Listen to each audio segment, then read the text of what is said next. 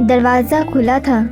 اس نے دھکیلا تو وہ ایک ناگوار مگر آہستہ آواز کے ساتھ کھلتا چلا گیا۔ سامنے لاؤنج میں ابتری پھیلی تھی۔ چھوٹا سا کچن بھی ساتھ ہی تھا جس میں اس کی بیوی کام کرتی ہوئی دکھائی دے رہی تھی۔ ہاشم قدم قدم چلتا کچن کے دروازے پہ آ کھڑا ہوا۔ اس کی بیوی اس کی جانب پشت کیے چولہا چلا رہی تھی۔ وہ بھی اس کی طرح دراز قد تھی، دراز قد، گھنگھرالے بال اور اہل حبشہ کی سی مخصوص موٹی سیاہ آنکھیں۔ ڈاکٹر کیا کہتا تھا؟ وہ چونک کر پلٹی، پھر اسے دیکھ کر گہری سانس لی اور واپس چولہے کی طرف مڑ گئی۔ سرجری ہوگی اور اس کے لیے بہت سے پیسے چاہیے۔ وہ خاموشی سے کھڑا سنتا رہا۔ پیسوں کا انتظام ہوا؟ وہ کپڑے سے ہاتھ پوچھتی ہاشم تک آئی اور پریشانی سے اس کا چہرہ دیکھا۔ نہیں، ہاشم نے گردن دائیں سے بائیں ہلائی۔ تو اب کیا ہوگا؟ ہمیں انہی چند ہفتوں میں ہزاروں لیراز جمع کروانے ہیں۔ تم نے پاشا سے بات کی تھی تو کیا کہتا ہے وہ بے قرار ہوئی۔ نہیں دے گا، جو کام میں کر رہا ہوں بس اس کی قیمت دے گا، اوپر ایک قرش بھی نہیں۔ کیوں؟ اتنا تو پیسہ ہے اس کے پاس، پورا محل تو کھڑا کر رکھا ہے بے وقدا میں۔ پھر ہمیں کیوں نہیں دے گا؟ وہ کہتا ہے اس نے کوئی خیراتی ادارہ نہیں کھول رکھا، اور پھر مزید کس کھاتے میں دے؟ میں نے ابھی تک اس کی پچھلی رقم بھی نہیں لوٹائی۔ ہاں تو وہ حارث کے علاج پہ لگ گئے تھے، کوئی جوا تو نہیں کھیلتے ہم؟ اس نے غصے سے ہاتھ میں پکڑا کپڑا میز پہ دے مارا۔ وہ نہیں دے گا، میں کیا کروں؟ وہ بے حد مایوس تھا۔ مجھے نہیں پتا ہاشم، کہیں سے بھی ہو تم پیسوں کا بندوبست کرو ورنہ حارث مر جائے گا۔ ہاشم نے بے چارگی اور قرب سے سر جھٹکا۔ ہاشم کچھ کرو، ہمارے پاس دن بہت کم ہیں، ہمیں پیسے چاہیے ہر حال میں۔ کرتا ہوں کچھ۔ وہ جس شائستگی کے عالم میں آیا تھا اسی طرح واپس پلٹ گیا۔ اس کی سیاہ پیشانی پہ تفکر کی لکیروں کا جال بچھا تھا اور جال میں واضح مایوسی تھی۔ وہ مضطرب سی انگلیاں مروڑتی کھڑی اسے جاتے دیکھتی رہی، پھر ایک نظر کمرے کے بند دروازے پہ ڈالی جہاں ان کا بیٹا سو رہا تھا، اور سر جھٹک کر واپس سنک کی طرف پلٹ گئی جہاں بہت سے کام اس کے منتظر تھے۔ ڈی جے نے دروازہ کھولا تو وہ اسے آئینے کے سامنے کھڑی دکھائی دی۔ وہ دروازہ بند کر کے آگے آئی اور حیا کے سامنے کھڑے ہو کر پوری فرصت سے اور بہت مشکوک نگاہوں سے اسے دیکھا۔ اس کے ہاتھ میں مسکارا برش تھا اور وہ آئینے میں دیکھتی آنکھیں کھولے احتیاط سے پلکوں سے برش مس کر رہی تھی۔ گہرا کاجل، سیاہ سنہری سا آئی شیڈو اور لبوں پہ چمکتی گلابی لپسٹک، وہ بہت محنت سے تیار ہو رہی تھی۔ بال یوں سیٹ کر رکھے تھے کہ اوپر سے سیدھے آتے، بال کانوں کے نیچے سے مڑ کر گھنگرالے ہو جاتے۔ بالوں پہ اس نے کچھ لگا رکھا تھا کہ وہ گیلے گیلے سے لگتے تھے، اور جو فراک اس نے پہن رکھا تھا اس کی اوپری پیٹی قدیم طرز کے سنہری سکوں سے بھری تھی۔ آستین بہت چھوٹی تھی اور ان پہ بھی سنہری سکے لٹک رہے تھے۔ نیچے لمبے فراک کی کلیاں سیاہ تھی، ٹخنوں سے ذرا سا جھلکتا پاجامہ بھی سیاہ تھا۔ کدھر کی تیاریاں ہیں؟ ڈی جے نے سر سے پیر تک اسے دیکھا۔ ڈنر کی۔ اس نے لپ گلوس کے چند قطرے لبوں پہ لگائے اور آئینے میں دیکھتے ہوئے ہونٹ آپس میں مس کر کے کھولے۔ کس کے ساتھ؟ جہان کے ساتھ۔ بے ساختہ لبوں سے پھسلا۔ لمحے بھر کو وہ چپ ہو گئی، پھر لاپرواہی سے شانے جھکائے۔ ویسے وہ شادی شدہ ہے۔ اچھا۔ وہ 2 گھنٹے سردی میں بالکنی میں کھڑا رہتا ہے، چولہے کے تاروں میں ہاتھ ڈال کر اسے ٹھیک کر دیتا ہے، سارا کچن صاف کر کے جاتا ہے، پھر تمہیں ڈنر پہ بلاتا ہے اور تم اس ساری تیاری کے ساتھ جا رہی ہو۔ پھر سوچ لو، وہ اب بھی شادی شدہ ہے۔ بگو مت۔ وہ ہنستے ہوئے کرسی پہ بیٹھی اور جھک کر اپنی سیاہ ہائی ہیلز پہننے لگی۔ نہ بتاؤ، میں بھی پتہ لگا کر رہوں گی۔ ڈی جے منہ پہ ہاتھ پھیرتی اپنی کرسی پہ بیٹھ گئی۔ حیا نے گنگناتے ہوئے میز پہ رکھا اپنا چھوٹا سا سنہری کلچ اٹھایا، وہی داور بھائی کی مہندی والا کلچ جو اس نے جہاز میں بھی ساتھ اٹھا رکھا تھا۔ اسے وہ زیادہ استعمال نہیں کرتی تھی۔ اب بھی کھولا تو اندر ایک طے کیا ہوا وزٹنگ کارڈ اور تسلات کا کالنگ کارڈ بھی رکھا تھا جو انہوں نے ابو ظبی میں خریدا تھا۔ اس نے موبائل، پیسے اور زبانچی کا آئی ڈی کارڈ اندر رکھا۔ کلچ چھوٹا تھا، حالے کا دیا گیا موٹا بھرتا موبائل اس میں پورا نہیں آ رہا تھا۔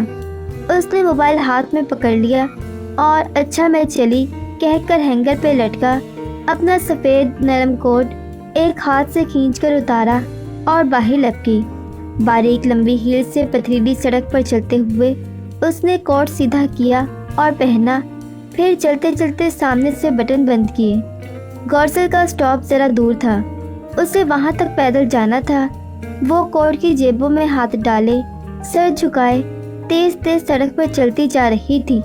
شام کی ٹھنڈی ہوا سے اس کے گیلے گھنگھرالے بال کمر پہ اڑ رہے تھے۔ جس لمحے وہ گورسل سٹاپ کے قریب پہنچی اسے گورسل دور سبانچی کے گیٹ سے باہر نکلتی دکھائی دی۔ حالے نے کہا تھا جس دن تمہاری گورسل چھوٹے گی اس دن تمہیں حالے نور بہت یاد آئے گی۔ اور اسی پل بے بسی اور دکھ سے اس دور جاتی گورسل کو دیکھ کر اسے واقعی حالے نور بہت یاد آئی تھی۔ اس نے جیب سے موبائل نکالا اور جہان کو پیغام لکھا، میری گورسل چھوٹ گئی ہے، مجھے پک کر لو، میں سٹاپ پہ کھڑی ہوں۔ وہ کتنی ہی دیر وہاں سڑک پہ ٹہلتی رہی مگر اس کا جواب نہیں آیا۔ شاید اس غریب کے پاس جواب دینے کا بھی کریڈٹ نہیں تھا۔ ہارن کی آواز پر وہ اپنے حال میں لوٹ آئی جہاں ایک سیاہ چمکتی ہوئی کار اس کے عین سامنے کھڑی تھی۔ ڈرائیور نے بٹن دبا کر اپنی طرف کا شیشہ نیچے کیا اور چہرہ ذرا سا موڑ کر اسے مخاطب کیا، میڈم سلیمان، ٹاکسم اسکوائر، جہان سکندر۔ ترک لب و لہجے میں ڈرائیور نے چند الفاظ ادا کیے تو اس نے سر ہلا دیا اور دروازہ کھول کر پچھلی نشست پہ بیٹھ گئی۔ وہ یقیناً جہان کا ڈرائیور تھا، وہ کہ اس نے مفلر چہرے کے گرد لپیٹ رکھا تھا اور سر پہ ٹوپی بھی لے رکھی تھی۔ حیا بس اس کی ایک جھلک ہی دیکھ پائی تھی، پھر بھی اسے گمان گزرا کہ اس نے سیاہ فام حبشی کو کہیں دیکھ رکھا ہے۔ کہاں، یہ سوچنے کا وقت نہیں تھا۔ وہ مسکراتے ہوئے جہان کو بہت شکریہ، میں پہنچ رہی ہوں لکھنے لگی۔ ذرا کہ ذرا اس نے نگاہ اٹھا کر بیک ویو مرر میں دوبارہ دیکھا بھی مگر ڈرائیور نے اسے کچھ یوں سیٹ کر رکھا تھا کہ وہ صرف اپنا چہرہ ہی دیکھ سکتی تھی۔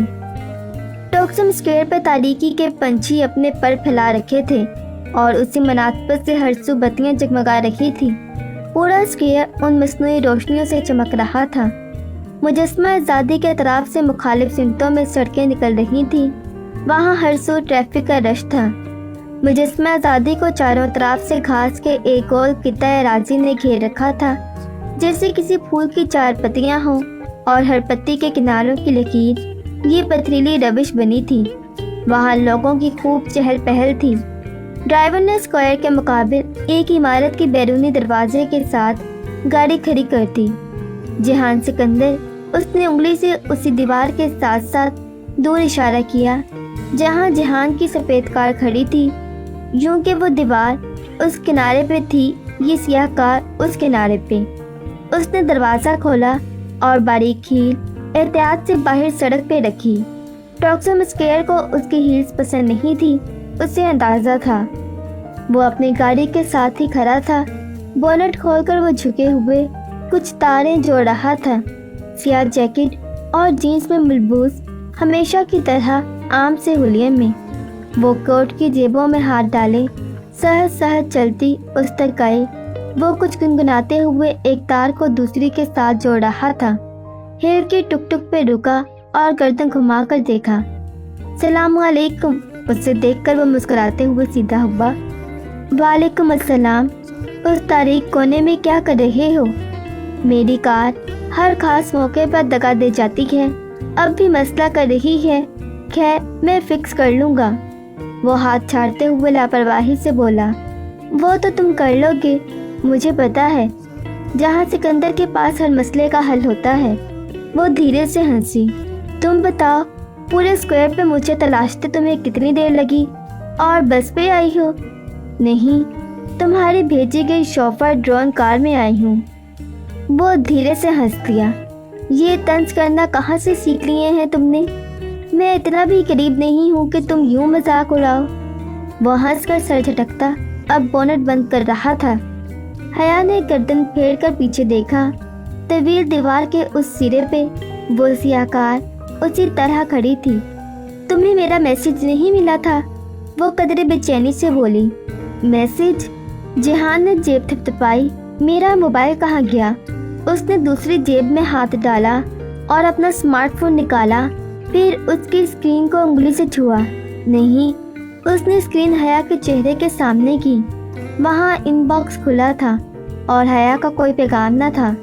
हया ने बेख्तियार अपने हाथ में पकड़े फोन को देखा।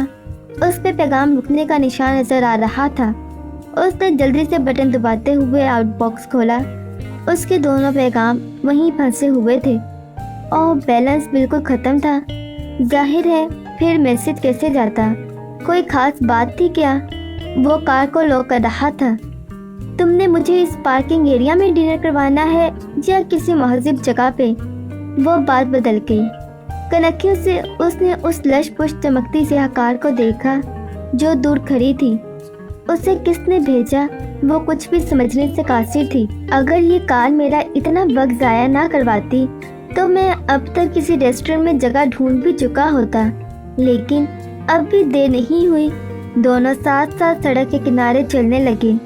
इस्तकलाल स्ट्रीट नामी वो तवील गली टॉक्सम स्क्वायर के साथ से ही निकलती थी। वो हफ्ते की रात थी, सो इस्तकलाल स्ट्रीट रोशनी में नहाई, रंगों और कुमकुमों से सजी रौनक के अरूज पे थी। वहाँ लोग हमेशा की तरह दोनों तरफ में तेज तेज चलते जा रहे थे। गली की दोनों जानिब चमकते शीशों वाली शॉप और रेस्टोरेंट्स में खासा रश था।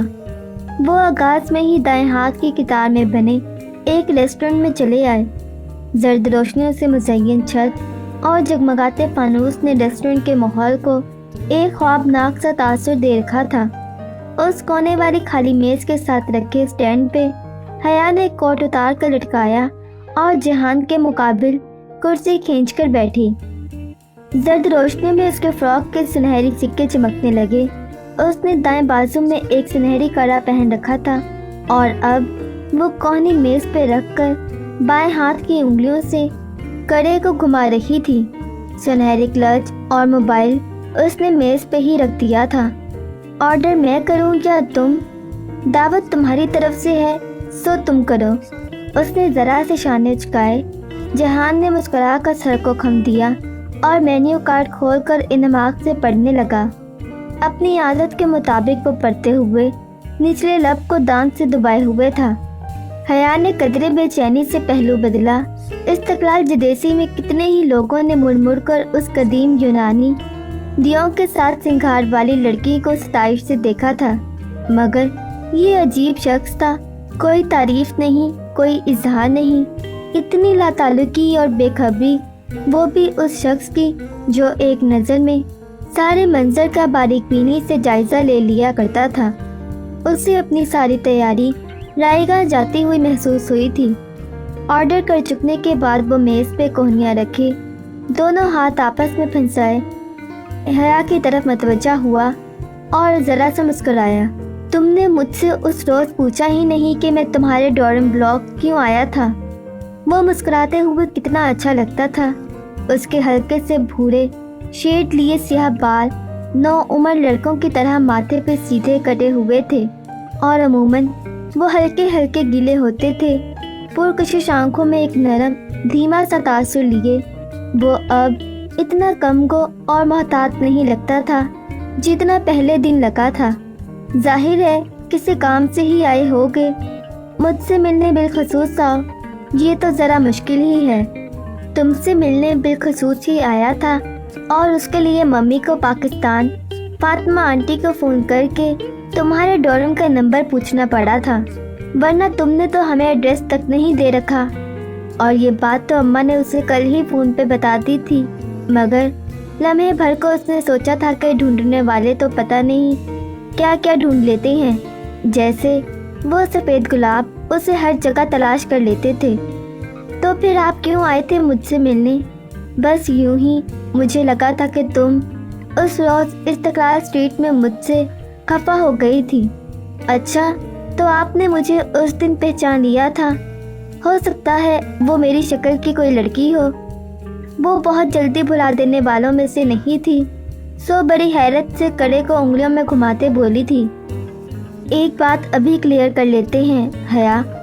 وہ قدرے آگے کو ہوتے ہوئے سنجیدگی سے بولا، میں بہت ایکسپریسو نہیں ہوں، میں لمبی لمبی باتیں نہیں کرتا، میں پریکٹیکل سا آدمی ہوں، ایسا آدمی جس کو فکر معاش ہمیشہ گھیرے رکھتی ہے۔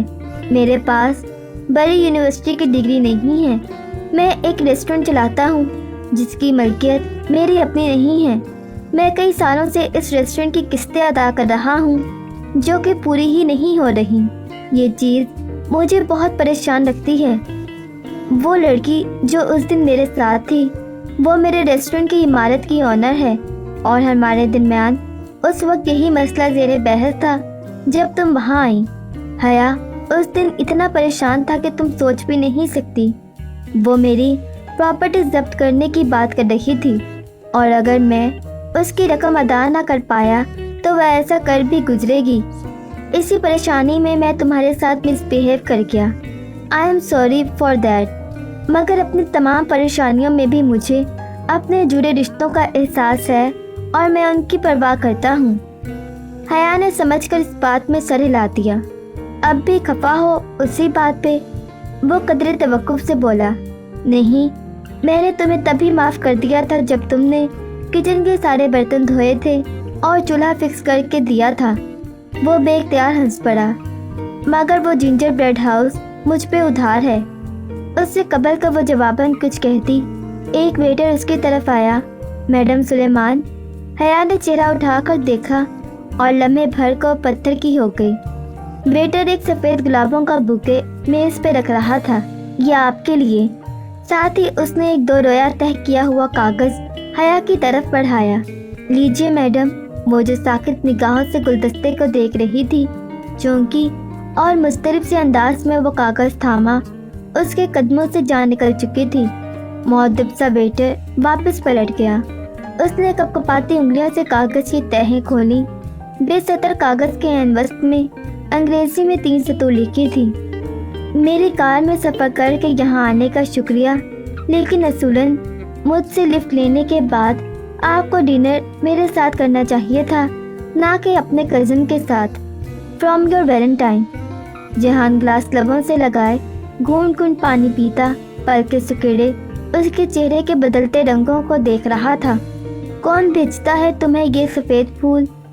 وہ خاصے سرد لہجے میں بولا تو حیا نے چونک کر چہرہ اٹھایا۔ چند لمحے پیشتر کی گرم جوشی جہان کی آنکھوں میں مفقود تھی۔ اس کے چہرے پہ زمانوں کی اجنبیت اور رکھائی چھائی تھی۔ پتہ نہیں اور اسے کیسے علم ہوا کہ ہم ریسٹورنٹ میں ہیں۔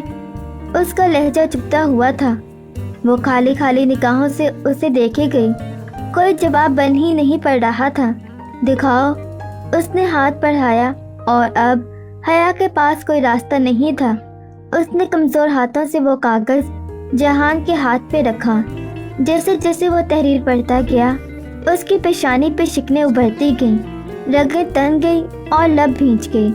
تم کس کی گاڑی میں ٹاکسم آئی ہو؟ اس نے نگاہ اٹھا کر حیا کو دیکھا، اور وہ ایک نگاہ اسے سمجھا گئی تھی کہ وہ ایک مشرقی مرد تھا، تایا فرقان ابا اور رحیل کی طرح کا مشرقی مرد۔ وہ میں سمجھی وہ تمہاری کار اور ڈرائیور ہے۔ میں سمجھی تم نے ڈرائیور بھیجا ہے۔ میرا ڈرائیور؟ کب دیکھا تم نے میرے پاس ڈرائیور؟ اس نے تنفر سے کاغذ کو مٹھی میں مروڑ دیا۔ میں سمجھی، اور اس نے کہا تمہارا نام لیا تو اس نے یہ کہا کہ اس کو میں نے بھیجا ہے؟ اس نے 2 ٹوک انداز میں پوچھا۔ ہاں، نہیں، یعنی کہ نہیں، اس نے نہیں بتایا کہ اسے کس نے بھیجا ہے، اور تم اس کے ساتھ بیٹھ گئی۔ حیا، تم یوں کسی کی گاڑی میں بھی بیٹھ سکتی ہو؟ میں نے کہا نا، میں سمجھی وہ تمہاری کار ہے۔ بے بسی کے مارے اب اسے غصہ آنے لگا تھا۔ بے قصور ہوتے ہوئے بھی اسے اپنا آپ مجرم لگ رہا تھا۔ میرے پاس تم نے دوسری کار کب دیکھی؟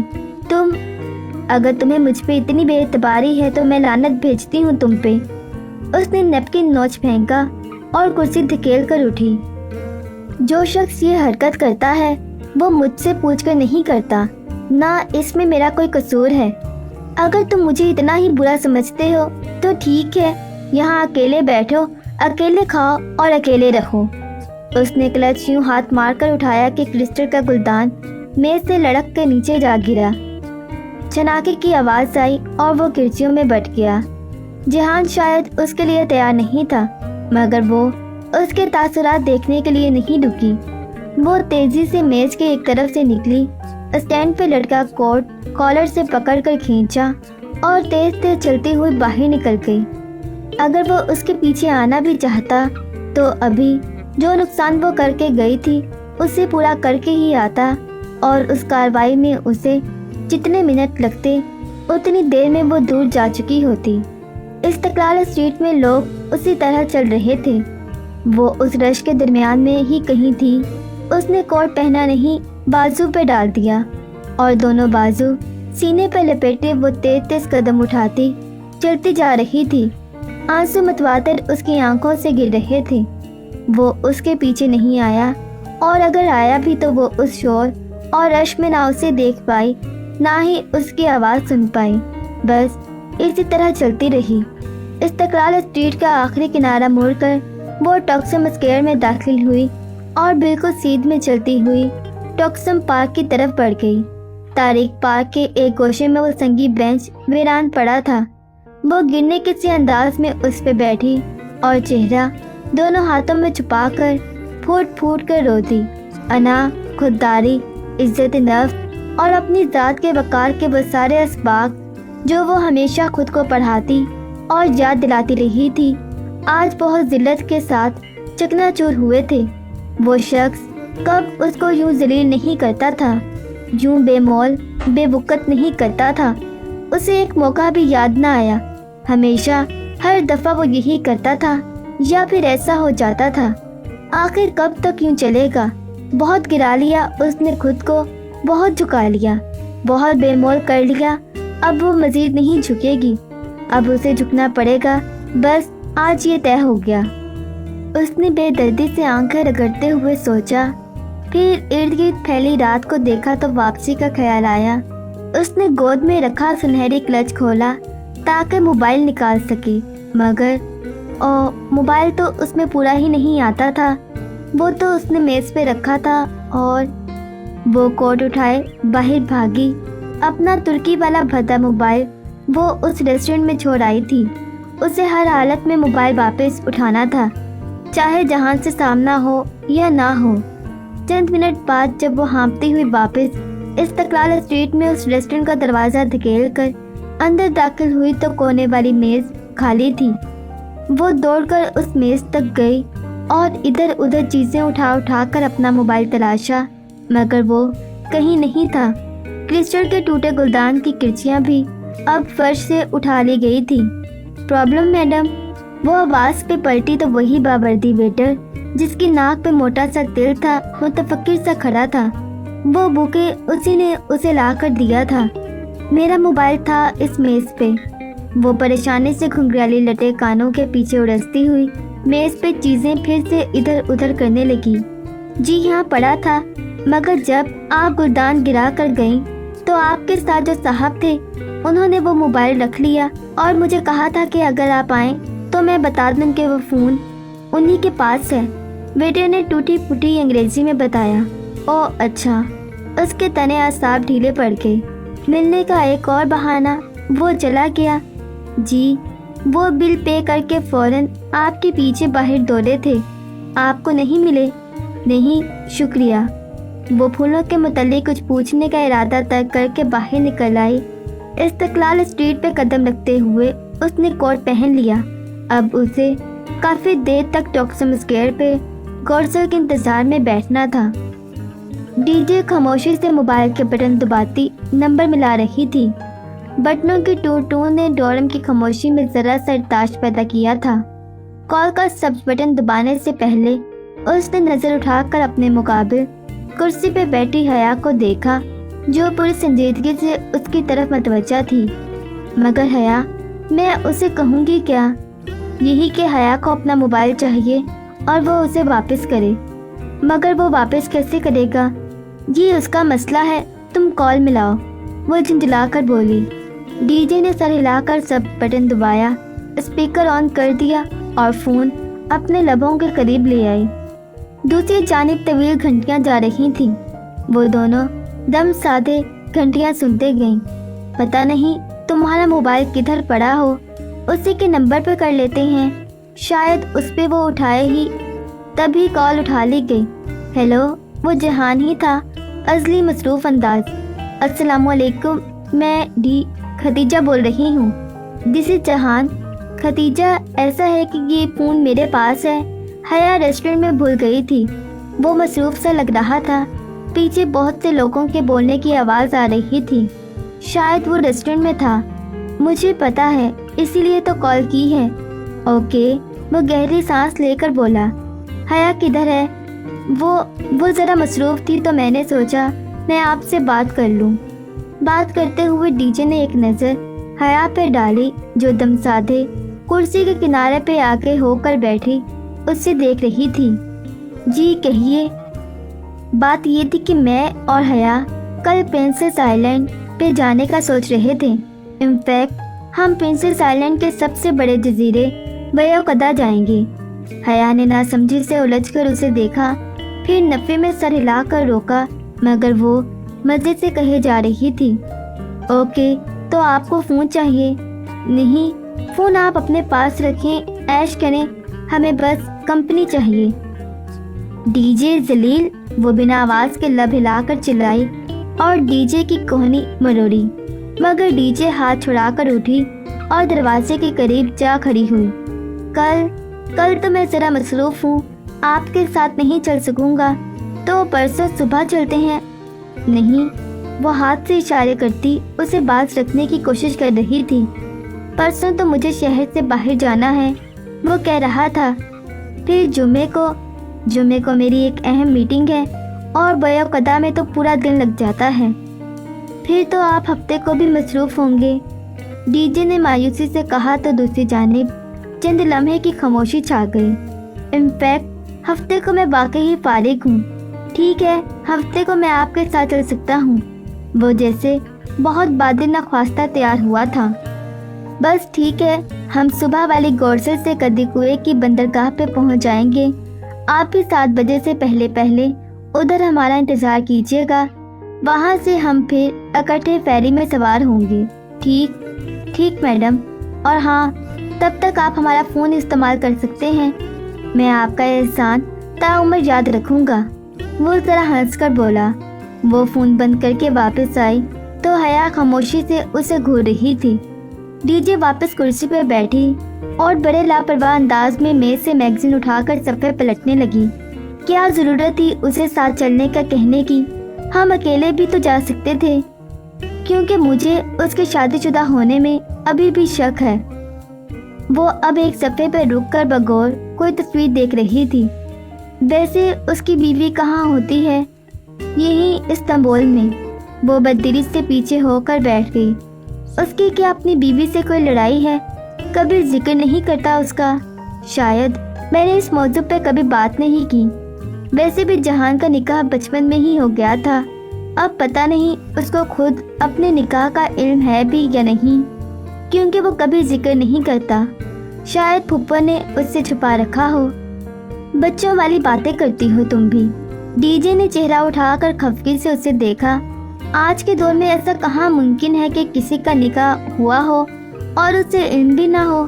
یقیناً اسے پتا ہوگا، مگر یہاں سوال یہ ہے کہ نکاح اس کا جس سے بھی ہو، تم اس کی اتنی کیئر کیوں کرتی ہو؟ ڈی جے پھر مسکراہٹ دبائے رسالے کی طرف متوجہ ہوئی۔ کیونکہ اس کا نکاح مجھ سے ہوا تھا، وہ آہستہ سے بولی تو ڈی جے نے ایک جھٹکے سے سر اٹھایا۔ یعنی اوہ گاڈ، تمہارا اس سے نکاح ہوا تھا تو وہ تمہارا کیا لگا؟ ستیلا معمول لگا، وہ بگڑ کر بولی اور اپنے بینک کی طرف پڑ گئی۔ اوہ مائی گاڈ، تم نے مجھے اتنی بڑی بات نہیں بتائی۔ ڈی جے ابھی تک بے یقین تھی۔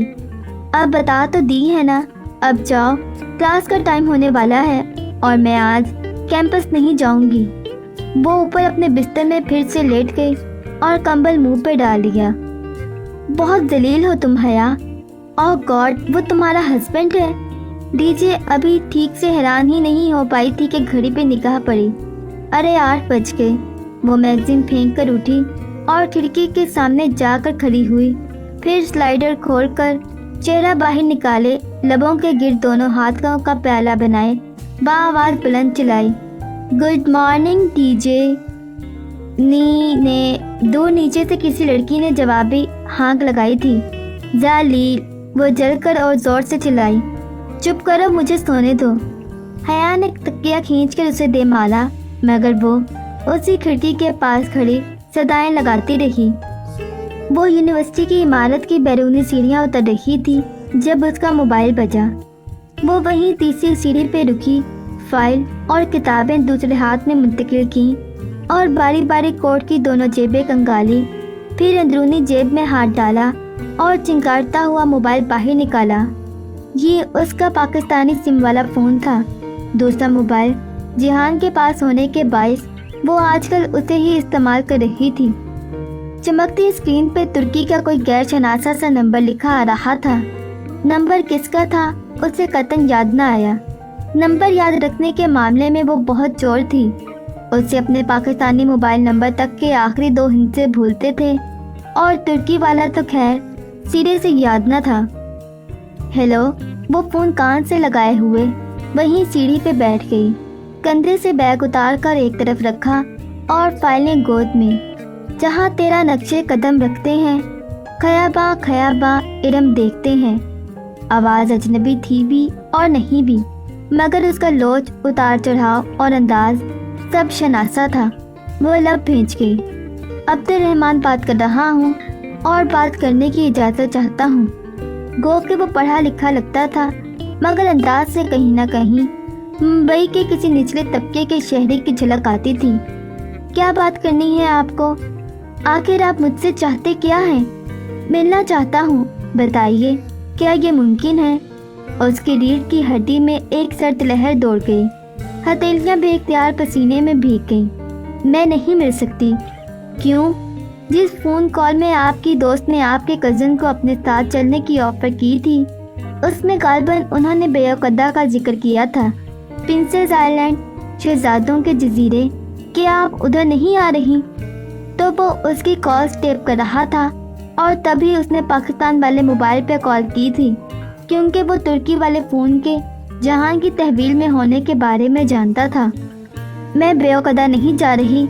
आइंदा आप ना तो मेरा पीछा करेंगे, ना ही मेरी कॉल टेप करेंगे, वरना मैं आपकी जान ले लूँगी, समझे? उसने झल्लाकर फ़ोन कान से हटाया और सुर्ख बटन ज़ोर से दबाया। मोबाइल ऑफ हो गया। वो गहरी सांस लेकर उठ खड़ी हुई, जाने कब ये शख्स उसका पीछा छोड़ेगा। समुंदर की झाग भरी नीली लहरों पर से हवा सरसराते हुए गुजर रही थी। वो दोनों फेरी की बालकनी में खड़े सामने समुंदर को देख रहे थे। जिहान कदरे झुककर रेलिंग पकड़े खड़ा था और हया गर्दन सीधी उठाए लब भींचे सामने उफ़ पे देख रही थी। डीजे अभी अभी कैमरा लिए बालकनी के दूसरे सिरे तक गई थी, सो उन दोनों के दरमियान खामोशी छा गई थी। वो जब से कदी कुएं की बंदरगाह पे फेरी में सवार हुए थे, तब से आपस में बात नहीं कर रहे थे। फेरी वैसे भी खचाखच भरा था। जगह ढूंढने में ही इतना वक्त सर्फ हो गया। फेरी की निचली मंजिल जो चारों तरफ से शीशों से बंद थी, उस पर जुड़े तमाम सोफे और कुर्सियां भरे थे। सो वो बलाई मंजिल पे आ गए जो ओपन एयर थी। खुला सा वसी अहाता जहां हर तरफ सोफे और कुर्सियां थी, मगर एक नशिस्त भी खाली न थी। उनको बिलाकर फेरी के किनारे पे बनी तंग सी बालकनी में खड़े होने की जगह मिली। वो इतनी तंग थी कि समुंदर की जानिब रुक करके एक वक्त में एक बंदा ही रेलिंग के साथ खड़ा हो सकता था। बालकनी की गैलरी लंबी थी और लोगों की एक तवील कतार वहाँ खड़ी थी। वो दोनों बिल्कुल दाईं तरफ के कोने में थे।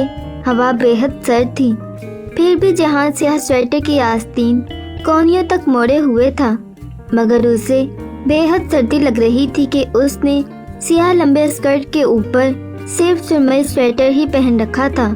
सो अब सियाह स्टोल को सख्ती से कंधों के गिर्द लपेटकर बाजू सीने पे बांधे रखे थे। Give me some sunshine, give me some rain. हया के बांजानी ड्रिलिंग पकड़े इंडियन लड़कियों का एक ग्रुप खड़ा था। वो लड़कियां बहुत सी थीं, वो कंधे से कंधा मिलाकर खड़ी थीं और उनकी कतार बालकनी के दूसरे सिरे तक जाती थी। वो किसी स्टडी टूर पे इस्तांबुल आई हुई थी और अब चेहरे के गिर्द हाथों का प्याला बनाए बाआवाज़ बुलंद लहक लहक कर गीत गा रही थी। तुम उस रोज़ बगैर बताए उठकर चली गईं। तुम्हें पता है मैं कितनी देर इस्तिकलाल स्ट्रीट में तुम्हें ढूंढता रहा। वो रेलिंग पे झुका समुंदर की लहरों को देखते हुए कहने लगा, तो ना ढूंढते। हया ने बेनियाजी से शाने उचकाए। हवा से उसके बाल उड़ उड़ कर जहान के कंधे को छू रहे थे, मगर वो उन्हें समेटने का तकल्लुफ भी नहीं कर रही थी। इतना गुस्सा? जहान ने गर्दन मोड़कर हैरत से उसे देखा। वो तने हुए नकूश के साथ सामने देखती रही। ऐसा भी कुछ नहीं कहा था मैंने। अगर तुम्हें खुद शर्मिंदगी नहीं है तो मैं क्यों दिलवाऊं? मेरी जगह कोई भी होता तो वो यही पूछता। मुझे किसी और से कोई सरोकार नहीं है। सीगुल्स का एक गोल फड़फड़ाता हुआ उनके सामने से गुजरा था। जहां सीधा हुआ और हाथ में पकड़ी रोटी का टुकड़ा तोड़कर फजा में उछाला। एक बड़े से सीगुल ने फजा में ही गोता लगाकर उसे चोंच में डुबा लिया। वो खामोशी से पानी की नीली सतह को देखती रही जहां गुलाबी जेलीफिश तैर रही थी। उनके सर पानी के अंदर ही थे, मगर वो इतना शफाफ था कि वो वासिया दिखाई देती थी। क्या मेरा इतना भी हक नहीं है हया कि मैं पूछ सकूं कि वो शख्स क्यों तुम्हारे पीछे पड़ा हुआ है? पूछो, ज़रूर पूछो, मगर उसी से जाकर पूछो। मगर मैं नहीं जानता कि वो कौन है। मैं भी नहीं जानती कि वो कौन है। आज वो जहान के लिए वही हया सुलेमान बन गई थी जो वो हर एक के लिए थी। खुद को जिस शख्स के सामने झुका लिया था, अब उसी के सामने उठाना भी था। जीने दो, कुछ पल तो जीने दो। वो लड़कियां अभी तक लहक लहक कर गा रही थी। डीजे भी कहीं उनके साथ थी। अच्छा, आई एम सॉरी। वो रुक मोड़ कर उसके सामने बिलमुकाबिल आ खड़ा हुआ और रोटी का बचा हुआ टुकड़ा उसकी तरफ बढ़ाया। हया ने निगाह उठाकर उसे देखा तो वो ज़रा सा मुस्कुराया। एक लम्हा लगा था उसे पिघलने में और वो पिघली हुई मोम का ढेर बन गई। बहुत धीरे से वो मुस्कुरा दी। खुद से किए सारे वादे भूल गई। ओके, उसने रोटी का टुकड़ा खींचकर तोड़ा और उड़ते हुए बगले की सिमट फेंका। उसने उसे फजा में ही पकड़ लिया। तुम्हारा तुर्की बहुत खूबसूरत है जहान, मगर यहाँ के लोग अच्छे नहीं हैं। अब वो रोटी के टुकड़े करके फजा में उछाल रही थी। अच्छा, कैसे हैं वो? अखर, बदलिहाज, मगरूर, बदतमीज़, बदतहजीब, बेमुरवत, उल्टे दिमाग के लोग हैं यहाँ के। वो कहती गई और वो बेइख्तियार हंसता चला गया। और पाकिस्तान के लोग कैसे होते हैं हया सुलेमान? खूब हंसकर वो बोला था। कम से कम तुर्कों से तो बेहतर होते हैं। उसने रोटी का आखिरी टुकड़ा भी दूर उछाल दिया। जहान अभी तक हंस रहा था। Give me some sunshine, give me some rain, give me another chance to grow up again. लड़कियां इसी तरह मगन सी गा रही थीं। वो तीनों साथ साथ बेऔकदा की उस बल खाती सड़क पर नीचे उतर रहे थे। हया एक हाथ से स्टोल और दूसरे से उड़ते बालों को समेट कर पकड़े हुए चल रही थी। उसे यूं लग रहा था कि वो पुराने ज़मानों में वापस चली गई है। एक कदीम जजीरे पे जो सारी दुनिया से अलग थलग समुंदर के दरमियान वाक़या था। वो सदियों पुराने शहजादों के जजीरे थे और वो खुद कोई अमर हुई शहजादी थी। शहजादों के जजीरे या प्रिंसेस आइलैंड, तुर्क में अदालार, अदा यानी जजीरे और लार यानी शहजादों के। मरमरा के समुंदर में करीब करीब वाक़या 9 जजीरों के गिरोह को कहा जाता था। गए वक्तों में सलातीन अपने तख्तो ताज के लिए खतरनाक लगते शहजादों को जलावतन करके उन 9 जजीरों पे भेजा करते थे, जिससे उनका नाम प्रिंसेस आइलैंड पड़ गया था। बेओकदा उनमें सबसे बड़ा जजीरा था। बेओक यानी बड़ा اور ادا یعنی جزیرہ بیوقدہ دنیا کے ٹریفک رش اور ہنگامے سے دور ایک پرسکون چھوٹا سا جزیرہ تھا۔ وہاں گاڑیاں، بسیں اور دوسری آٹوز نہیں ہوتی تھیں۔ سفر کرنے کے لیے قدیم وقتوں کی طرح گھوڑا گاڑیاں اور بگیاں تھیں یا پھر بائیسیکل۔ ڈی جے اور جہان اس سے چند قدم آگے نکل گئے تھے اور وہ قدیم زمانوں کے رومانس میں کھوئی ذرا پیچھے رہ گئی تھی۔ وہ دونوں باتیں بھی کر رہے تھے۔ ان میں اب تک خاصی بے تکلفی ہو چکی تھی۔ جہان اسے ریسٹورنٹس کے متعلق کچھ بتا رہا تھا۔ یہاں بہت زیادہ اقسام کے کباب ملتے ہیں، غالباً 150 اقسام کے، اور ہر ریسٹورنٹ یا تو سوپ فری دیتا ہے یا ایپل ٹی۔ وہ بے توجہ سے ان کی باتیں سنتی قدم اٹھا رہی تھی۔ اس جگہ سڑک دونوں طرف سے ریسٹورنٹس میں گھری تھی۔ ان کے دروازے کھلے تھے اور سامنے برآمدوں میں شیڈ تلے کرسیاں میزیں بچھی تھیں۔ سیاحوں کا ایک ہجوم ہر سو پھیلا تھا۔ سڑک کے وسط میں ایک جگہ مجمع سا لگا تھا۔ وہ تینوں بھی بے اختیار دیکھنے کے لیے رک گئے۔ سیاحوں کے ہجوم کے درمیان گھری وہ ایک خوبصورت سی ترک بچی تھی۔ وہ گہرے جامنی بغیر آستین فراک میں ملبوس تھی اور گھنگھرالے بال کندھے پہ آگے کو ڈالے ہوئے تھے۔ وہ ریڈ کارپٹ پہ کھڑی کسی اداکارہ کی طرح کمر پہ ہاتھ رکھے ایک معصوم سا پوز بنائے کھڑی تھی، اور ارد گرد دائرے میں کھڑے سیاح کھٹاکھٹ اپنے کیمروں میں اس کی تصویریں مقید کر رہے تھے۔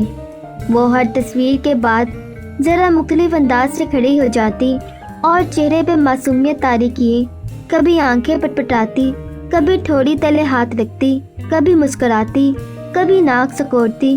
شاید ایک دو سیاح اس کی تصویر بنانے رکے ہوں گے تو دیکھا دیکھی مجمع لگ گیا ہوگا۔ وہ اور ڈی جی بھی فوراً اپنے کیمرے نکال کر تصویریں بنانے کھڑی ہو گئیں۔ اس بچی کے پوز اتنے پیارے تھے کہ تصویر بنا بنا کر بھی ان کا دل نہیں بھر رہا تھا۔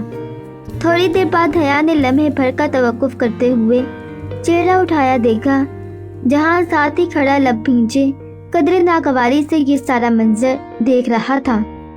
وہ شانے اچکائے پھر سے سیاحوں کے جمگھٹے میں کھڑی بچی کی طرف متوجہ ہو گئی۔ یار عمر دیکھو اس کی، اور ایکشن کیسے مار رہی ہے۔ ڈی جے ہنستے ہوئے تصویریں کھینچ رہی تھی۔ دفعتاً مجمع کو چیر کر ایک لڑکی تیزی سے آگے بڑھتی دکھائی دی۔ اس نے لمبے اسکرٹ اور کھلے سے سویٹر کے اوپر بھورا سا سادہ اسکارف چہرے کے گرد لپیٹ رکھا تھا۔ اس کی رنگت سنہری تھی اور آنکھیں بھوری سبز، وہ 16-17 برس کی لگتی تھی۔ بائیں کوہنی پہ اس نے ٹوکری ڈال رکھی تھی جس میں جنگلی پھول تھے۔ وہ ماتھے پہ تیوریاں لیے آگے بڑھی اور سختی سے اس بچی کا بازو پکڑا۔ بچی گھبرا کر پلٹی اور جیسے ہی اس لڑکی کو دیکھا اس کے لبوں سے ہولے سے نکلا عائشہ گل۔ جواباً وہ بھوری سبز آنکھوں والی لڑکی ترک میں غصے سے کچھ کہتی ہوئی اس کا بازو پکڑ کر مجمع سے راستہ بنا کر اسے لے جانے لگی۔ وہ ترک میں جو کہہ رہی تھی وہ ایسا تھا کہ سیاح فوراً پیچھے ہٹنے لگے۔ ریڈ کارپٹ شو ختم ہو گیا تھا۔ بچی اب مزاحمت کرتی چڑچڑے پن سے کچھ کہہ رہی تھی۔ وہ لڑکی جس کا نام شاید عائشہ گل تھا مسلسل بولتی ہی اسے لے کر جا رہی تھی۔ اس کی بھوری آنکھوں میں غصہ بھی تھا اور دکھ بھی اور شاید نمی بھی۔ حیا گردن موڑ کر ان کو جاتے دیکھتی رہی۔ آؤ تمہیں اپنا بیوقدہ دکھاتا ہوں۔ جہان کی آواز پہ وہ چونکی، پھر خفیف سا سر جھٹک کر اس کے ساتھ آگے بڑھ گئی۔ جہان نے ایک بگی روک دی تھی۔ ڈی جے نے البتہ 4 لیراز فی گھنٹہ کے حساب سے سائیکل کرائے پر لے لی تھی اور اب وہ اسی پہ سوار ہو رہی تھی۔ حیا بگی کے قریب آئی تو جہان نے ایک طرف ہو کر راستہ دیا۔ وہ شاہانہ سی بگی اوپر سے کھلی تھی۔ آگے ایک گھوڑا جتا تھا، اس کے ساتھ بگی بان لگام تھامے بیٹھا تھا۔ پیچھے ایک خوبصورت سی 2 افراد کے لیے نشست بنی تھی جس پہ سنہری نقش و نگار بنے تھے۔ وہ احتیاط سے اوپر چڑھی مخملی شاہی نشست نہایت گداز تھی۔ وہ دونوں ایک ساتھ ہی اس پہ بیٹھے۔ بگی بان نے گھوڑے کو ذرا سی چاک لگائی تو وہ چل دیا۔ پتریلی سڑک پر اس کے ٹاپوں کی آواز گونجنے لگی۔ تو پھر پاکستان کے اچھے لوگ کیسے ہوتے ہیں؟ حیا نے گردن اس کی طرف پھیری۔ वो हाथ में पकड़े स्मार्टफोन पर निगाहें जमाए पूछ रहा था। वो उसे कभी भी मुकम्मल तवज्जो नहीं देगा, ये तो तय था। पाकिस्तान और पाकिस्तान के अच्छे लोग। हया गहरी सांस लेकर सामने को देखने लगी। सड़क दो रोया सब्ज दरख्तों की कतार से घिरी थी। चंद पीले जर्द पत्ते सड़क के किनारों पे बिखरे पड़े थे। दरख्तों की दोनों कतारों के दरमियान बग्गी सुस्त रवि से आगे बढ़ रही थी। हम बहुत तरक्की याफ्ता नहीं हैं, बहुत पढ़े लिखे भी नहीं हैं। धोखाधड़ी, रिश्वत जनी, कत्लो गारत और बहुत सी बुराइयों में भी मुलव्विस हैं। हमारे यहाँ जुल्म खुलेआम किया जाता है और मजलूम भी हम ही होते हैं। हम पसमानदा भी हैं और पस ज़हन के भी, मगर इस सब के बावजूद जिहान सिकंदर, हम दिल के बुरे नहीं हैं। हमारे दिल बहुत सादा, बहुत मासूम, बहुत प्यारे होते हैं। फिर वो कदरे तवक्कुफ से बोली, क्या तुमने वाकई ही अब्बा से पूछा था कि पाकिस्तान में हर रोज़ बम ब्लास्ट होते हैं? मैंने मोबाइल की स्क्रीन को उंगलियों में पकड़े वो ज़रा सा चौंका, फिर ज़ेरे लब मुस्कुरा दिया। शायद, क्या नहीं होते? होते तो हैं। हमारे इंटरनेशनल इस्लामिक यूनिवर्सिटी के कैफ़े में भी ब्लास्ट हुआ था। उस दिन हमारी एक फेयरवेल पार्टी थी और हम फ्रेंड्स ब्लास्ट से 10 मिनट पहले कैफ़े से निकली थी। जब दोबारा आए तो बहुत बुरा मंजर था। खून, टूटा कांच, जली हुई दीवारें। उसने याद करके जैसे झुरझुरी ली। तो सिक्योरिटी इदारे क्या करते हैं? लगता तो नहीं कि कुछ करते हैं। खैर, तुर्की के लोग कैसे होते हैं? मैं तो एक गरीब सा रेस्टोरेंट ओनर हूँ, वर्किंग क्लास का एक मजदूर, जिसको मसरूफियत के बायस घूमने फिरने का वक्त नहीं मिलता, और बावजूद उसके कि मेरे घर से बेऔकदा करीबन 2 घंटे की मुसाफत पे होगा, मैं 3 साल बाद इधर आ रहा हूँ। वाकई ही, उसने हैरत से पलकें झपकाई। जहान ने शाने उचका दिए। वक्त ही नहीं मिलता। मैंने बचत के लिए रेस्टोरेंट में वर्कर्स कम से कम रखे हुए हैं, सो काम का बोझ बहुत बढ़ जाता है। वो इसी तरह स्क्रीन को दबाता मुसलसल काम कर रहा था। बग्गी सड़क की ढलान से नीचे उतर रही थी। बल खाती सड़क के दोनों तरफ में खूबसूरत बंगलों की कतारें थीं। सड़क के किनारे कुत्ते टहलते फिर रहे थे। ये तख्ता कमजोर है। दफातन जहान ने अपने जोकर से नीचे मौजूद तख्ता थपथपाया और फिर झुका। प्लीज जहान, सारी दुनिया की टूटी चीजें तुम्हारा हेडेक नहीं है। अच्छा, वो जो झुक रहा था कदरे खपकी से सीधा हुआ। वो फिर से मोबाइल पे कुछ लिखने लगा था। फोन रख भी दो। मैडम, आप ये मत भूला करें कि आप एक गरीब वर्कर के साथ हैं, जो अगर एक दिन का ऑफ लेगा तो सारे ऑर्डर्स में हेर फेर हो जाएगी। सो इस बेचारे को बहुत से काम यूं ही ऑन दी मूव भगाने पड़ते हैं, और वो ये भी जानता है कि उन तमाम मेहनतों के बावजूद वो अगले 10 साल तक भी बेऔकदा के उन बंगलों जैसा आधा बंगला भी नहीं बना सकता। उसके कहने पे हया ने लाशौरी तौर पर सड़क के दोनों तरफ बने बंगलों पे निगाह दौड़ाई और एक लम्हे को ठिठक कर रह गई। दाएं तरफ जहान की उस जानिब जिस बंगले के सामने बग्गी गुजर रही थी, वो इतना आलीशान और खूबसूरत था कि निगाह नहीं टिकती थी। 4 मंजिला सफ़ेद ऊंचे सतूनों पे वो महल यूं शाहाना अंदाज में खड़ा था जैसे कोई बब्बर शेर अपने पंजों पे बैठा होता है। उसके छोटे से बगीचे के आगे एक लकड़ी का सफ़ेद गेट था। बग्गी आगे बढ़ गई तो वो गर्दन मोड़ कर देखने लगी। सफ़ेद महल के लकड़ी के गेट पे नाम की एक तख्ती लगी थी, जिस पे कदीम लातीनी हिज्जों के अंदाज में तिरछा करके अंग्रेजी में लिखा था AR पाशा। उसके दिल की धड़कन लम्हे भर को रुकी थी। उसके अंदाज पे जहान ने पलट कर उस घर को देखा था। अब क्या तुम अभी से मेरी जेब का मुकाबला उन बंगलों के साथ करने लगी हो? वो चौंकी, फिर दोबारा उस गेट को देखा जो अब दूर होता जा रहा था। नहीं तो वो सर झटक कर आकर देखने लगी। फिर कितनी ही गलियों से वो खामोशी से गुजरे, यहाँ तक कि एक जगह जहान ने तुर्क में कुछ कहकर कोचवान से बग्गी रुकवा दी। हमने पूरे जजीरे का चक्कर लगाना था, फिर अभी से क्यों रुक गए? वो उतरने लगा तो हया बोल उठी, नमाज। जहान ने सामने मस्जिद की जानिब उंगली से इशारा किया। अच्छा। वो सर हिलाकर उठी, एक हाथ रॉड पे रखा और एहतियात से पाँव नीचे पैडल पर रख कर उतरी। जहान पहले ही उतरकर मस्जिद के दरवाजे की तरफ बढ़ गया था। मस्जिद छोटी मगर साफ सुथरी थी। जहान मर्दों वाले हिस्से में चला गया तो वो वजू करके औरतों के प्रेयर हॉल में आ गई।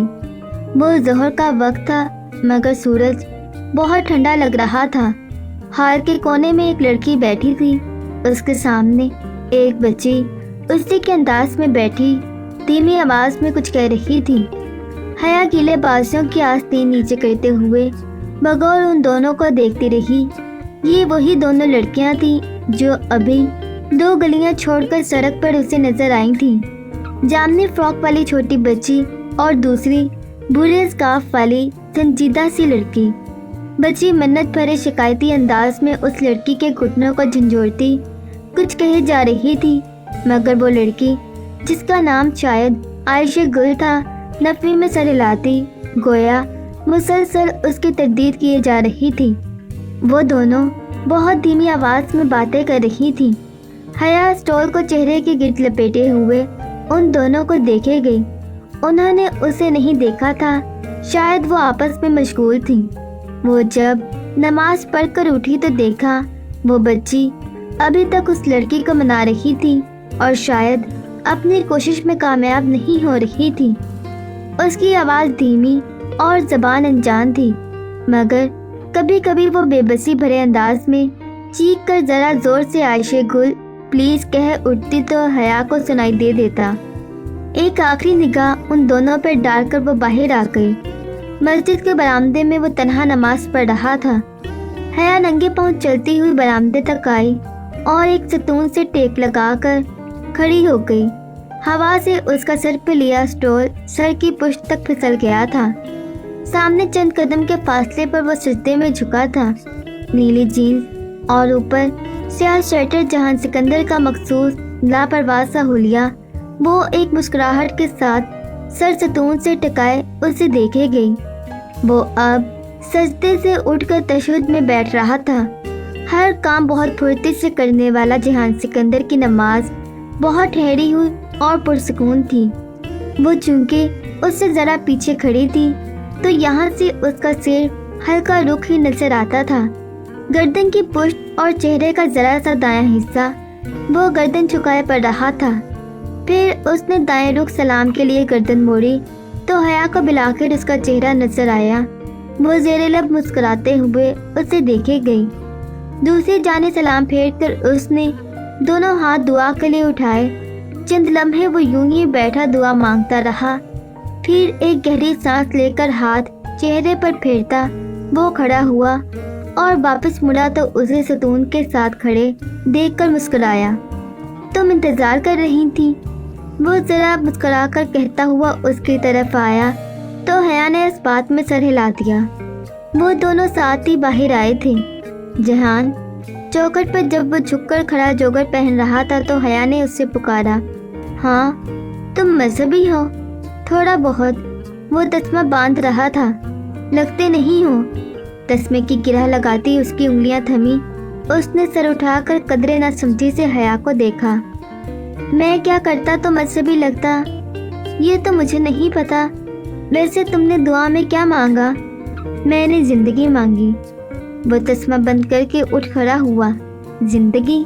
हया ने उसका चेहरा देखते हुए दोहराया। वो अब आदतन स्वेटर की आस्तीनें मोड़ रहा था। इंसान वही चीज़ मांगता है जिसकी उसे कमी लगती है।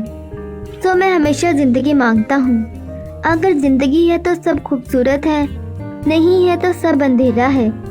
वो दोनों सड़क के किनारे साथ साथ चलने लगे थे।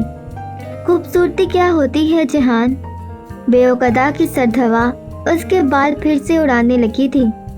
शॉल सर से फिसलकर अब गर्दन के पीछे अटक गई थी और जब अपने बिखरते बाल दोनों हाथों में समेटते हुए उसने ये सवाल पूछा था तो शदीद ख्वाहिश के बावजूद वो जानती थी कि वो खूबसूरती हया सुलेमान की आंखें हैं जैसी कोई बात नहीं कहेगा, मगर जो उसने कहा वो हया सुलेमान के लिए कतन गैर मतवक्का था।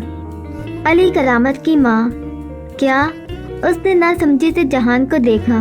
वो सामने देखते हुए कदम उठा रहा था। मेरे लिए खूबसूरती अली करामत की माँ पे ख़त्म हो जाती है। अली करामत मेरा एक स्कूल फेलो था। एक दफ़ा मैं उसके घर गया था, तब मैंने उसकी माँ को देखा। वो बहुत खूबसूरत खातून थी। वो डॉक्टर थी और उस वक्त अस्पताल से आई थी। वो थकी हुई थी और तब किचन में खड़ी टिश्यू से अपना चेहरा थपथपा रही थी। हया, वो चेहरा इतना मुकद्दस, इतना खूबसूरत था कि मैं बयान नहीं कर सकता। उसकी बात पे वो चंद लम्हे के लिए खामोश सी हो गई। वो तुर्क थी या पाकिस्तानी? बहुत देर बाद बोली। वो सियाह फाम थी, खालस सियाह फाम। और हया के हलक तक में करवाहट घुल गई। ताहम वो लब भींचे खामोशी से उसके साथ कदम उठाती रही। ये वो वाहिद शख्स था जिसके सामने वो झुक जाती थी, खामोश हो जाती थी, कड़वे घूंट पी लेती थी और फिर भी मोम बन जाती थी। अगर यही बात किसी और ने कही होती तो वो अपने अज़ली तनतने से उसको इतनी सुनाती कि ऐसी बात करने की वो शख्स दोबारा कभी हिम्मत ना करता। हद हो गई, भला सियाह फाम कहाँ इतने हसीन हो सकते हैं? या फिर शायद जहान का मतलब ये था कि उसे हया सुलेमान के मुकाबले में एक बदसूरत तरीन सियाह फाम औरत भी खूबसूरत लगती थी। वो जिंदगी में पहली दफ़ा किसी बदसूरत औरत को सोचकर हसद का शिकार हुई थी, मगर चुप रही। दोपहर ढलने लगी तो वो वापसी की तैयारी करने लगी। बेऔकदा जजीरे की गलियों में चल चल कर अब उसके पाँव दुखने लगे थे। डीजे वापसी पे फिर से बालकोनी में खड़े होने के लिए कतई राजी न थी और उसका पूरा इरादा फेरी में घुसकर चाहे प्यार से चाहे लड़ झगड़ कर मगर बैठने के लिए निश्चित ढूंढने का था। जहान को टिकट लेने में खासी देर लग गई। 5 बजे वाली फेरी शाम की आखिरी फेरी थी। सियाहों का सारा हजूम टिकट घर की खिड़की के आगे मौजूद था। अब उसके बाद अगला जहाज रात 8 बजे चलना था और फिर अगली सुबह तक कोई जहाज नहीं आता था जो रह गया जजीरे पर रात बसर करे या तैर कर वापस जाए।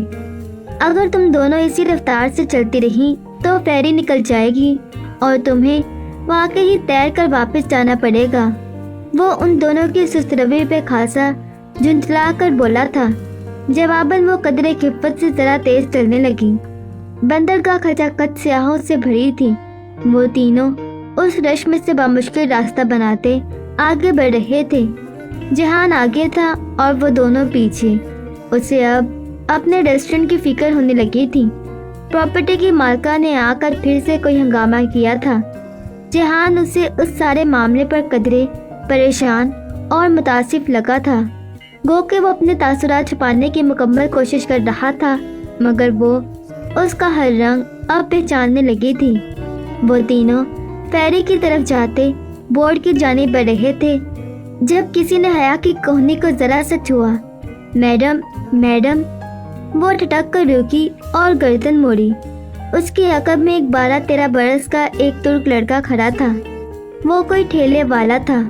उसने गर्दन के गिर्द और दोनों हाथों में बहुत से हार और मोतियों की लड़ियां डोरियों में बांधकर उठाई हुई थी और अब वो लड़ियों का एक गुच्छा हया के चेहरे के सामने करके दिखाता तरगीब दिलाने की कोशिश कर रहा था। वो कभी ना रुकती, मगर वो मोती और उनकी चमक इतनी खूबसूरत थी कि उसे ठहरना ही पड़ा। वो बेइख्तियार वो लड़ियां उंगलियों में उठाकर उलट पलट कर देखने लगी।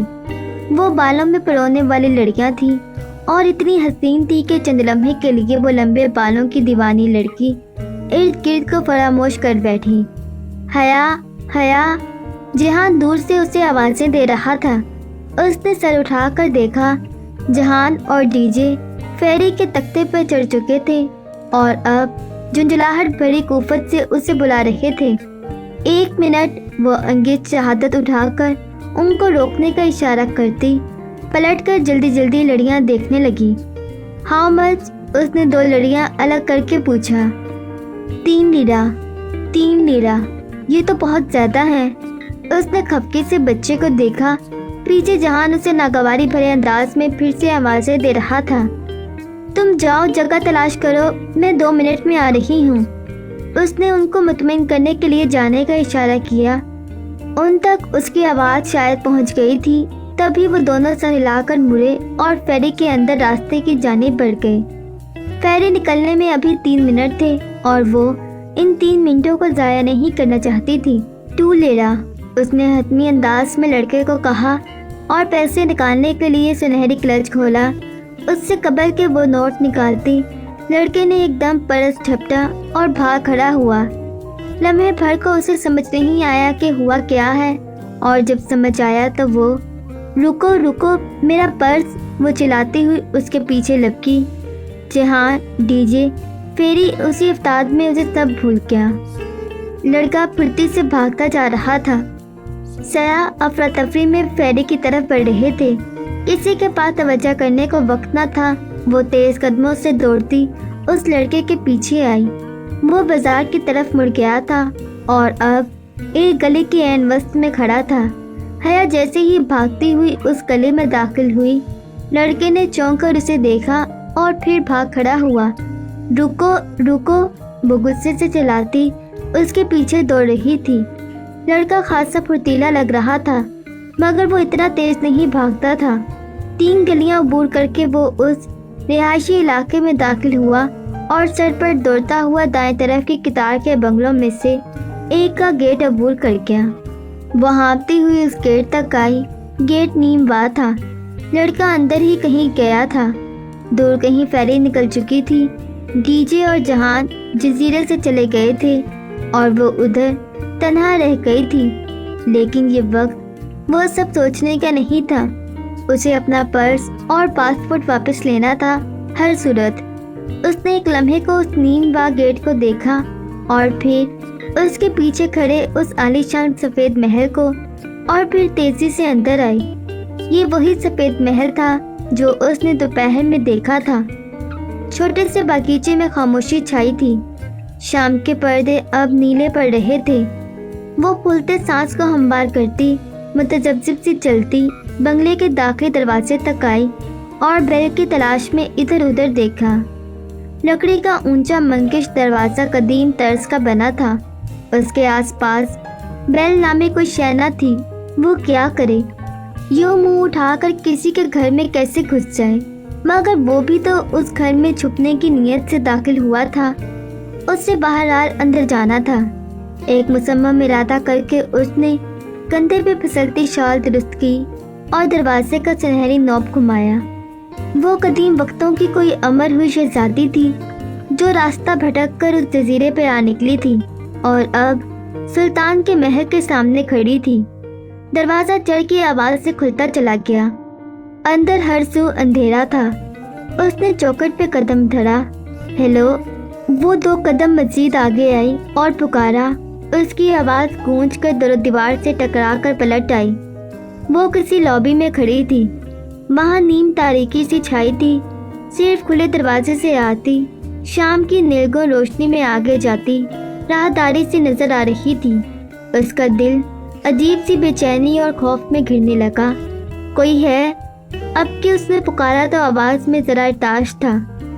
ایک دم اس کے عقب میں ٹھا کے ساتھ دروازہ بند ہوا اور کلک کے ساتھ لاک لگنے کی آواز آئی۔ وہ گھبرا کر پلٹی اور دروازے کی طرف لپکی۔ ڈور نوب تاریکی میں بامشکل اس کے ہاتھ لگا۔ اس نے زور سے نوب کھینچا، پھر گھمایا، مگر بے سود۔ دروازہ باہر سے بند کیا جا چکا تھا۔ اوپن دی ڈور۔ وہ دونوں ہتھیلیوں سے لکڑی کا دروازہ پیٹنے لگی۔ ساتھ ہی وہ خوفزدہ سی دبی دبی آواز میں چلا بھی رہی تھی۔ شہزادوں کے جزیروں پہ خوش آمدید، کسی نے بہت دھیرے سے اس کے عقب میں کہا تھا۔ ویڈیوز دیکھنے کے لیے ہمارے چینل کو سبسکرائب کریں اور بیل آئیکن پہ کلک کریں۔